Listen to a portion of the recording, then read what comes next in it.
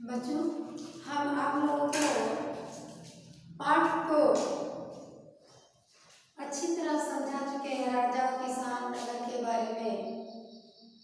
तो राजा नगर और किसान के बारे में हमने आपको समझा दिया अच्छी तरह, लेकिन इसके प्रश्नोत्तर आपको नहीं लिखाए गए थे, जिसमें हम अति लघु और लघु क्वेश्चन आपको भेज चुके हैं और आप उसको अपने मोबाइल के जरिए घर पे लिख सकते हो। ऐसे क्लास यदि चालू हो जाएगा तो हम आपको पुनः फिर लिखवा देंगे, लेकिन अविकल्पित उत्तर दिए हुए हैं, इसलिए हम अति लघु और लघु क्वेश्चन आपको हल करके यहाँ से भेजते रहेंगे और डिटेल क्वेश्चन आपको समझाते रहेंगे। तो पार्ट 2 बच्चों हम समझा तो चुके हैं पार्ट 2 के बारे में, लेकिन एक बार पुनः हमने एक बार पहले ही कही थी कि जब आपको हम अति लघु और लघु भेजेंगे तो उसके डिटेल पुनः आपको प्रकाश डालेंगे, समझाएंगे। तो आज हम उसके डिटेल के बारे में आपको समझाएंगे। पार्ट 2 में डिटेल क्या है, जैसे वहाँ मौर्यकालीन और गुप्तकालीन इतिहास हम आपको बताए थे। तो मौर्यकालीन इतिहास में मौर्यकालीन प्रशासन क्या कैसा था, मौर्यकालीन आर्थिक व्यवस्था कैसी थी, वित्त व्यवस्था कैसा था, ये हम आपको लघु के तहत समझा लिखवा चुके हैं, लिखकर भेज चुके हैं। लेकिन गुप्तकालीन अर्थव्यवस्था, गुप्तकालीन प्रशासन के बारे में ऐसा लघु में आपको नहीं दिया गया, तो ये हम आपको डिटेल के अंतर्गत समझा देंगे। इसके आप डिटेल क्वेश्चन बनाएंगे, जो लघु में नहीं मिलते वो डिटेल में आप उसको बनाएंगे, और जो लघु में मिल रहा है उसको आप डिटेल में नहीं लिखेंगे, जो लिखे हैं उसको लेकर हम समझा चुके हैं और पुनः आपको फिर समझा देंगे। तो यहाँ पे आज आपको ये देखना है, डिटेल के अंदर ये भी है, एक संक्षिप्त प्रकाश डायरी करके लिखा हुआ है, उसमें है कि मौर्यकालीन राज्य का सिद्धांत क्या था, मौर्यकालीन राज्य का नवीन सिद्धांत क्या था। तो मौर्यों के इतिहास के बारे में आपको अच्छी तरह पता है कि ये तो आपको पता होगा कि भारत के इतिहास में मौर्य काल अपना एक विशिष्ट स्थान रखता है और वास्तव में मौर्य साम्राज्य स्थापना से भारतीय इतिहास में एक युग का अंत और दूसरे युग का आरंभ होता है। ब्राह्मण ग्रंथों के अनुसार जो है मौर्य साम्राज्य का संस्थापक चंद्रगुप्त मौर्य था। तो चंद्रगुप्त मौर्य, आपको इससे पता है कि चंद्रगुप्त मौर्य मौर्य काल का ही है और मौर्य साम्राज्य की स्थापना इसने ही की। चंद्रगुप्त मौर्य के बारे में विस्तृत से आपको हमने समझाया। चंद्रगुप्त न केवल एक महान विजेता बल्कि कुशल प्रशासक भी था, और चंद्रगुप्त का प्रशासन के बारे में भी हम आपको समझा चुके हैं कि उसका शासन प्रबंध 3 भागों में बंटा था, केंद्रीय शासन और प्रांतीय शासन, केंद्रीय, प्रांतीय और स्थानीय।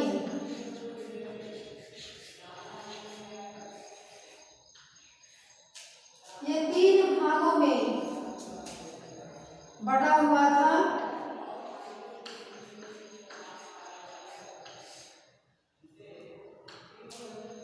तो इस तरह से केंद्रीय प्रशासन का कैसा था, प्रांतीय कैसा था, स्थानीय कैसा था, इसके बारे में आपको समझाया जा चुका है। और लघु में भी इस प्रकार के क्वेश्चन आए हुए हैं जो हमने आपको भेजा। उसके बाद आप देखिए यहाँ पे है कि राज्य का सिद्धांत क्या था। चंद्रगुप्त मौर्य एक वीर योद्धा, महान विजेता ही नहीं बल्कि एक महान शासन प्रबंधक भी था। राज्य का सिद्धांत मौर्यकाल तक राजपद वंशानुगत बन चुका था। मौर्यकाल के समय तक शासन जो है वह वंशानुगत चल रहा था, जैसे पिता के बाद पुत्र, उसका पुत्र, फिर उसका पुत्र, इस तरह वंशानुगत ये शासन का चल रहा था। इसके बाद और दैवीय सिद्धांत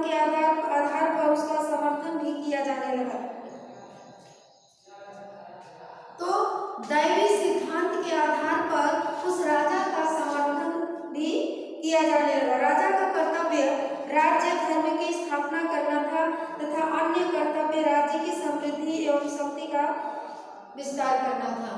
यानी ये कुल मिलाकर उस समय राजा ही सर्वोपरि था। राजा को सर्वोच्च स्थान प्राप्त था। कार्यपालिका न्यायपालिका का जो है कि वह सबसे प्रमुख व्यक्ति था और प्रमुख न्यायाधीश भी कहा जाता था। इस तरह से राजा का बड़ा ही महत्वपूर्ण स्थान था। केंद्रीय शासन में हम आपको बताया है कि राजा के कार्य 3 तरह के थे, जैसे कार्यकारिणी, व्यवस्थापिका और मंत्री और न्यायपालिका। राजा ही कानून बनाता था और राजा ही ऊंचे ऊंचे पदों पर उच्च अधिकारियों की नियुक्ति करता था। मंत्री परिषद एवं मंत्रिसभा ये 2 अधिकरण थे। तो राजा को ये मंत्रिसभा मंत्री परिषद के द्वारा क्या होता था, इनके सदस्यों के द्वारा राजा को सलाह दिया जाता, परामर्श दिया जाता था। राजा उनके परामर्श को सुनता था, लेकिन उनके परामर्श को मानने के लिए राजा विवश नहीं था, केवल मानता था। उसके बाद अब हम आते हैं, ये सब हमको आपको समझा चुके हैं। तो गुप्तकालीन अर्थव्यवस्था और गुप्तकालीन प्रशासन के बारे में डिटेल क्वेश्चन बनेगा, जिसके तहत हम आपको बताना है गुप्तों का प्रशासन। तो गुप्तों का प्रशासन कैसा था? तो गुप्तकालीन प्रशासन के बारे में, तो गुप्तकालीन सम्राट बहुत ही महत्वाकांक्षी थे, बहुत महत्वाकांक्षी थे। उनकी विशेष रुचि विजयों में थी। विजय प्राप्त करना उनका प्रमुख उद्देश्य होता था। बड़ी इच्छा उनके अंदर थी कि हम विजयों को प्राप्त करें, अपने साम्राज्य का विस्तार करें। ऐसा गुप्त सम्राटों के मन में था और वे विशाल साम्राज्य की स्थापना गुप्त वंश में हुई थी। तो इन्हीं महत्वाकांक्षाओं की वजह से गुप्त सम्राट के द्वारा क्या हुआ, गुप्त काल में एक विशाल साम्राज्य की स्थापना हुई। विशाल, इस गुप्त वंश में जो विशाल साम्राज्य की स्थापना हुई, गुप्त साम्राज्य से, तो इस साम्राज्य की राजधानी पाटलिपुत्र थी।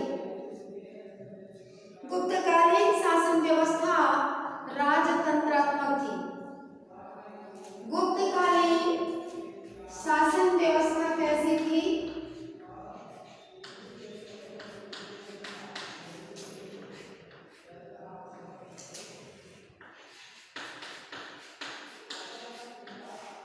गुप्तकालीन शासन व्यवस्था राजतंत्रात्मक थी। अभी आपको गुप्तकालीन प्रशासन के बारे में हम बता रहे हैं। तो गुप्तकालीन प्रशासन कैसा था? तो गुप्तकालीन प्रशासन के बारे में ये जानिए कि गुप्तकालीन शासन व्यवस्था राजतंत्रात्मक थी। हम प्रयाग प्रशस्ति के बारे में विस्तार से चर्चा कर चुके हैं। प्रयाग प्रशस्ति हरिशेन द्वारा रचित स्वयं अपने आप में एक इतिहास है। प्रयाग प्रशस्ति हरिशेन की रचित रचना है, जिसमें समुद्रगुप्त के विजयों का उल्लेख है।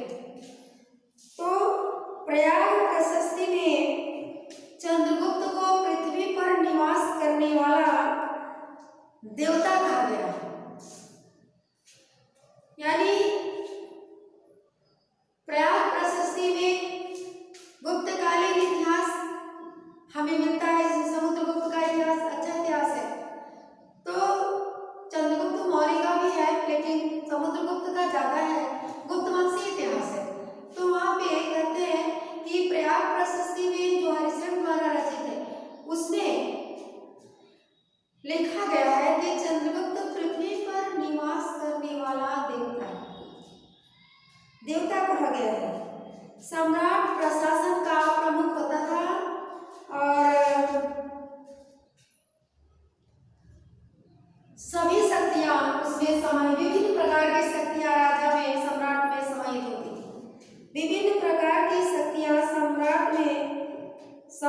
थी, वो कौन कौन सी शक्तियां समाहित थी?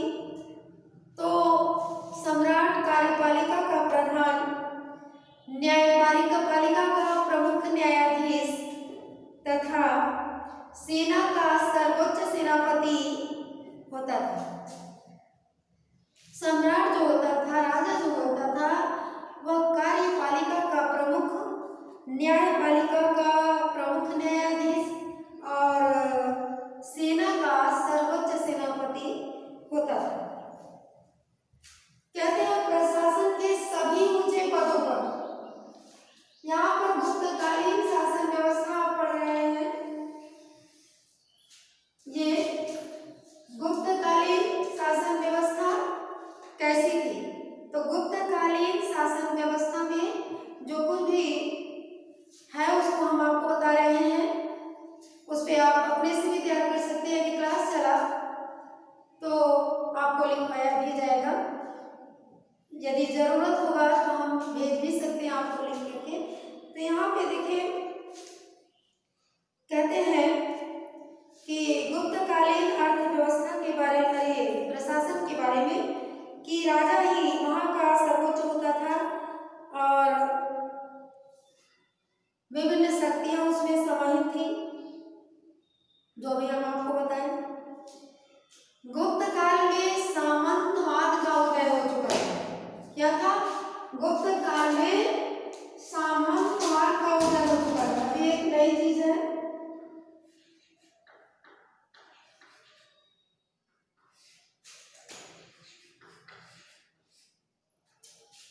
यह गुप्त काल में सामंतवाद का उदय हो चुका था। सामंत सम्राट के अधीन बहुत छोटे छोटे सामंत होते थे। हम आपको एक बार बता चुके हैं कि सामंतों की वजह से ही कृषकों का शोषण होने लगा। कृषकों का शोषण होने लगा और इन्हीं की वजह से, इसको भूमिदान जो कहते हैं, उसके बारे में हम आपको बताए थे। तो सामंतों की वजह से गुप्तकालीन पतन की तरफ जाने लगा। गुप्तों के शासन काल में अभी प्रयाग प्रशस्ति में राज्यसभा का उल्लेख प्राप्त होता है, जिसके सदस्य सथिय कहलाते थे। सामान्य तौर पर राजा का ज्येष्ठ पुत्र ही उत्तराधिकारी के रूप में चुना जाता था। हम पहले बताया कि उस समय गुप्त काल में क्या होता था? वंशानुगत, वंश के अनुसार लोग जो है कि राजा को चुनते थे। वंश परंपरा चल रही थी वहां पे। तो वंशानुगत शासन व्यवस्था वहां पर उस समय गुप्त काल में चल रही थी। तो क्या होता था कि वहां राजा के पुत्र को ही उत्तराधिकारी बनाया जाता था। गुप्तों के शासन काल में विभिन्न विभाग थे जो मंत्रियों के अधीन हुआ करते थे।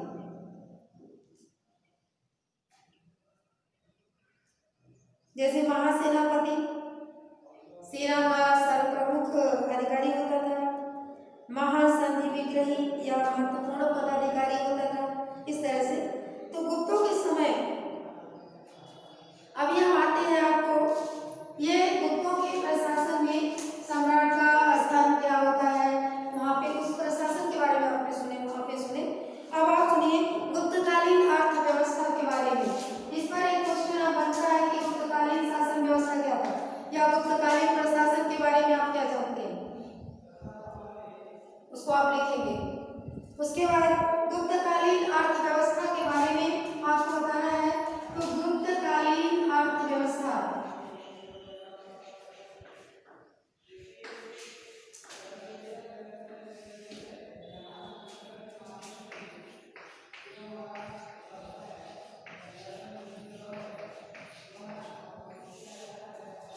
गुप्तकालीन अर्थव्यवस्था के बारे में है बच्चों, ये जो है कि कोई कठिन चीज नहीं है। सब चीजें हम आपको एक बार पहले भी बता चुके हैं।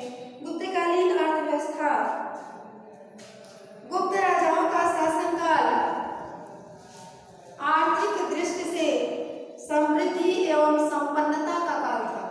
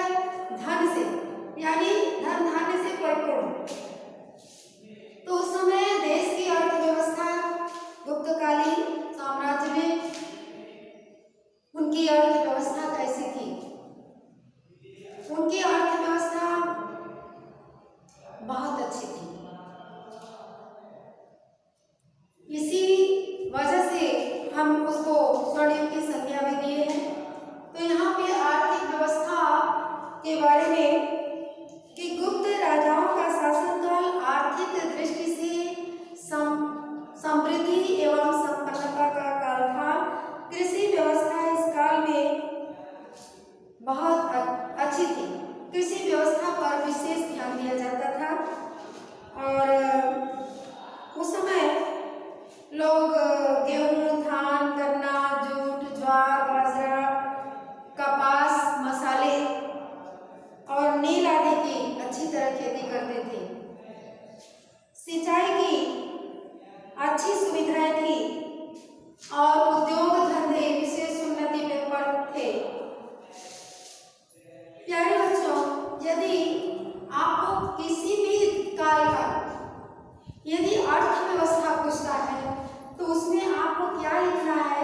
उसकी आर्थिक स्थिति यानी कृषि, पशुपालन, उद्योग धंधा, ये सब चर्चा करना है आपको उसमें। व्यापार, आयात निर्यात, ये सारी चीजें उसमें आ जाएंगी। तो यहाँ पर कृषि में वो गेहूं जो है, जौ, धान, गन्ना, जूट, ज्वार, बाजरा, कपास और मसालों की खेती, नील की खेती करते थे। सिंचाई की अच्छी सुविधाएं थी और उद्योग धंधे विशेष उन्नति पर थे। वस्त्र निर्माण इस काल का प्रमुख उद्योग है और हाथी दांत से बनी विभिन्न वस्तुएं, मूर्तिकारी, चित्रकारी, शिल्पकारी, मिट्टी के बर्तन बनाना, जहाजों का निर्माण करना आदि इस समय के कुछ अन्य उद्योग धंधे थे। यानी उस समय कृषि के अलावा और भी बहुत से छोटे छोटे उद्योग धंधे थे जिसको ये लोग करते थे। गुप्त काल में प्रजा सुखी और संपन्न थी। उनकी आर्थिक स्थिति बहुत बेहतर, बहुत अच्छी थी और गुप्तों के समय व्यापार व्यवसाय के क्षेत्र में भी विशेष प्रगति हुई। इनका व्यापार जल थल दोनों मार्गों से होता था। गुप्त राजाओं ने बहुतायत मात्रा में सोने की मुद्राओं को जारी किया और बड़े बड़े व्यापारों में इनका प्रयोग किया जाता था। मुद्रा प्रणाली और इसमें फायान जो था, चिनियात्री फायान, वेल्सम, ऐसे बहुत से विदेशी अपने भारत में भ्रमण करने के लिए आए तो उन्होंने बहुत से बौद्ध स्थलों तथा अनेक और भी स्थलों का भ्रमण किया और भारत के बारे में बहुत कुछ लिखा। तो इनके ग्रंथों को पढ़कर भी हमें उस समय के इतिहास का अच्छी जानकारी होती है, इतिहास का पता चलता है। तो फायान, चीनी यात्री फायान जब यहाँ आया तो उन्होंने गुप्तकालीन इतिहास के बारे में भी प्रकाश डाला। उन्होंने कहा कि उस समय लेन देन का काम कौड़ियों से भी होता था। कौड़ी भी एक मुद्रा के रूप में प्रचलित था, उसको मुद्रा की जगह कौड़ी, तो कौड़ियों से वो लेन देन का काम करते थे, लेकिन इसका प्रयोग बहुत ही कम दिखाई देता है। तो इस काल में इस तरह के बहुत कम सिक्के जारी हुए